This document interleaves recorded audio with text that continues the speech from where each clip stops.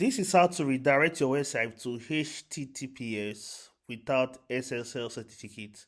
So we are using this site as an example, Bitcoin mining farm.online. So as you can see, this website said no, not secured. So add SSL, go to your file manager or your direct admin or cPanel, locate the particular domain, click on public/html. Then look for this HT access. Note, if your website does not have this thing, you can create the HT access PHP.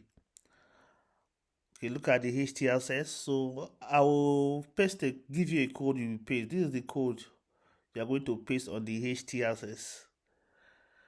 So just look for anywhere and paste it. So paste the code, save the file, then go back to your website. Let's refresh it.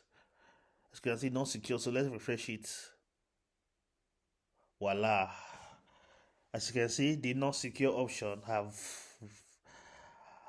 removed. So you can see, let's test out. Let's remove the X, the HTTP. Let's remove the X. So you see, it will automatically redirect to HTTPS. So let's check the domain.